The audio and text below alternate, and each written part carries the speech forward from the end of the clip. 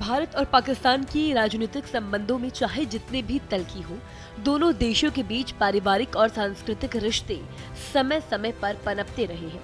हाल ही में जम्मू कश्मीर के पहलगाम में हुई हिंसक घटना ने 26 लोगों की जान ले ली। उसके बाद भारत सरकार ने सख्त कदम उठाते हुए पाकिस्तानी नागरिकों को देश छोड़ने का आदेश दे दिया।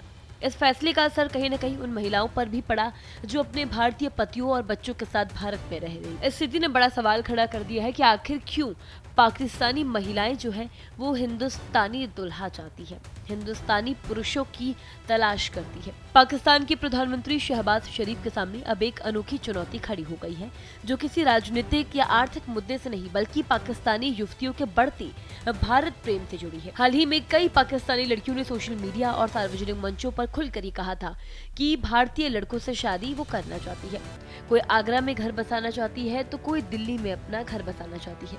पाकिस्तानी लड़कियों के उस रुझान के पीछे कई रीजंस हैं। सबसे बड़ा रीजन जो है वो ये है कि पाकिस्तान में पुरुषों की बार बार शादी की जाती है, यानी कि मुसलमानों की बार बार शादी हो जाती है। इसको लेकर वो काफी दुखी है। वहाँ अब भी 4 शादियों का चलन मौजूद है, जिससे कहीं न कहीं वहाँ की लड़कियां काफी परेशान हैं। महिलाएं, लड़कियां केवल बहुविवाह से ही नहीं बल्कि पाकिस्तान की आर्थिक स्थिति जो है, अस्थिर राजनीतिक है, आर्थिक संकट है, महंगाई है, उससे भी काफी ज्यादा परेशान है।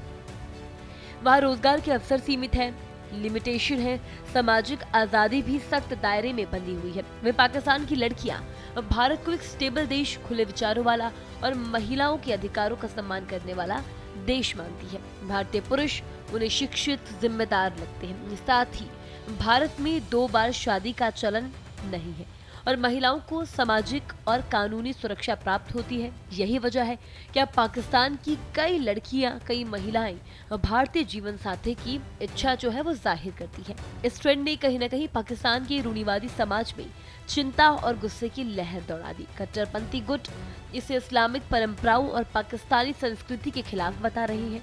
उनका मानना है कि भारतीय संस्कृति को अपनाना गलत है।